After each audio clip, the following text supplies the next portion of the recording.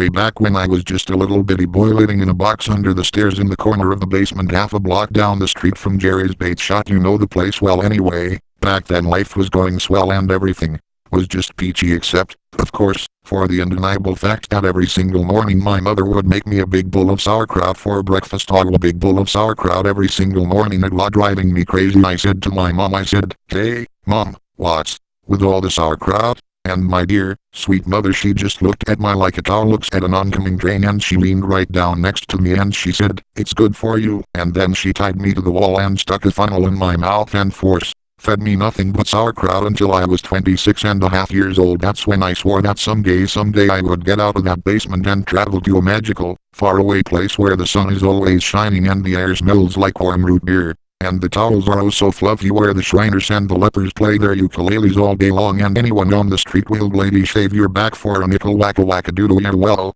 let me tell you, people, it wasn't long at all before my dream came true, because the very next day, a local radio station had this contest to see who could correctly guess the number of molecules in Leonard Nimoy's, but I was off by 3, but I still won the grand prize. That's right, a first-class one-way ticket to Albuquerque. Oh yeah, you know, I'd never been on a real airplane before, and I gotta tell ya, it was really great, except that I had to sit between 2 large Albanian women with excruciatingly severe body odor, and the little kid in back of me kept throwing up the whole time. The flight attendants ran out of Dr. Pepper and salted peanuts, and the in-flight movie was Biodome with Pauly Shore, and, oh yeah, 3 of the airplane engines burned out and we went into a tailspin and crashed into a hillside, and the plane exploded in a giant fireball and everybody died except for me. You know why?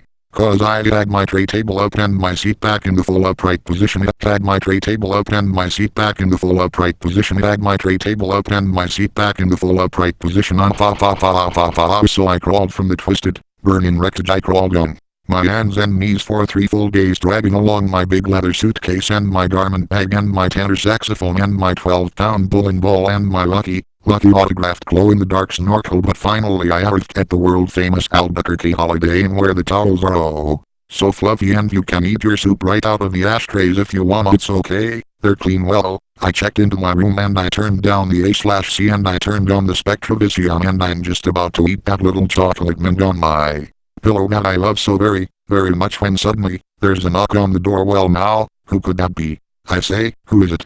No answer. Who is it? There's no answer. Who is it? They're not saying anything. So, finally I go over and I open the door, and just as I suspected, it's some big fat hermaphrodite with a flock of seagulls haircut and only one nostril. Oh man, I hate it when I'm right. So anyway, he bursts into my room and he grabs my lucky snorkel, and I'm like, "Hey, you can't have that. That snorkel's been just like a snorkel to me." And he's like, "Tough," and I'm like, "Give it," and he's like, "Make me," and I'm like, "Okay." So I grabbed his leg and he grabbed my esophagus, and I bit off his ear and he chewed off my eyebrows and I took out his appendix, and he gave me a chronic irrigation. Yes indeed, you better believe it. And somehow in the middle of it all, the phone got knocked off the hook, and 20 seconds later, I heard a familiar voice, and you know what it said?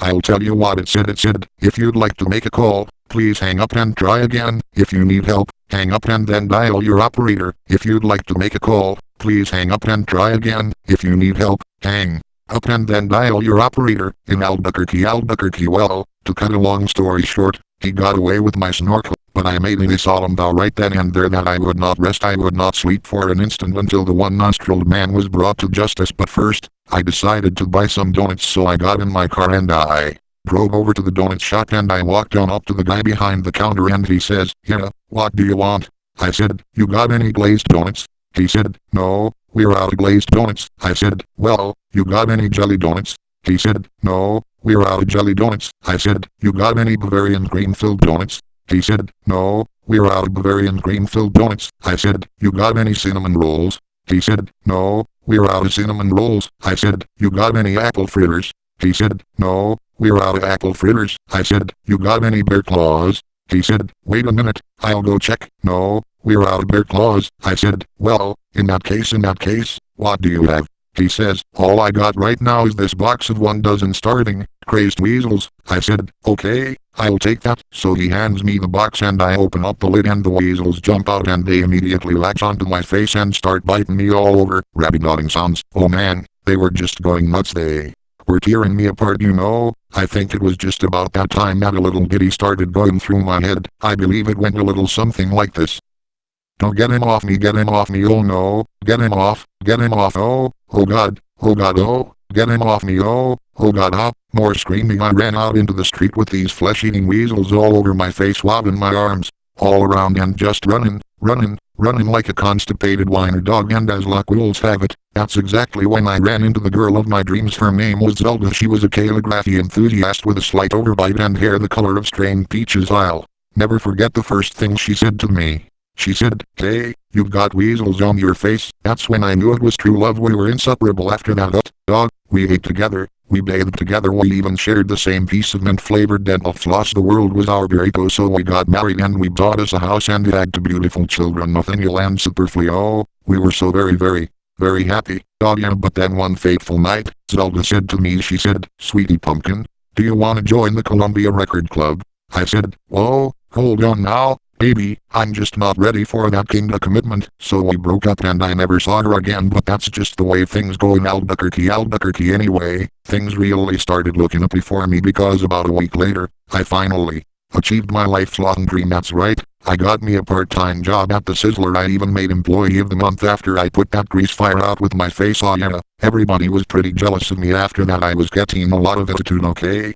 Like one time, I was out in the parking lot trying to remove my excess earwax with a golf pencil when I see this guy Marty trying to carry a big old sofa up the stairs all by himself. So I say to him, "Hey, you want me to help you with that?" And Marty, he just rolls his eyes and goes, "No, I want you to cut off my arms and legs with a chainsaw." So I did, and then he gets all indignant on me. He's like, "Hey man, I was just being sarcastic." Well, that's just great. How was I supposed to know that?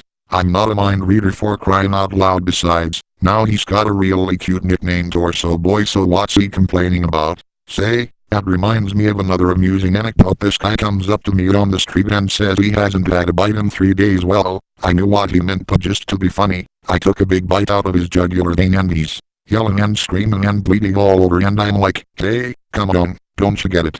But he just keeps rolling around on the sidewalk, bleeding and screaming sounds, just completely missing the irony of the whole situation, man. Some people just can't take a joke, Anyway, where was I? Kinda lost my train of thought. Oh, well, okay, anyway, I know it's kinda been a roundabout way of saying it, but I guess the whole point I'm trying to make here is I hate sauerkraut. That's all I'm really trying to say. And, by the way, if one day you happen to wake up and find yourself in an existential quandary full of loathing and self-doubt and wrecked with the pain and isolation of your pitiful, meaningless existence, at least you can take a small bit of comfort in knowing that somewhere out there in this crazy, mixed-up universe of ours, there's still a little place called Albuquerque. Albuquerque. I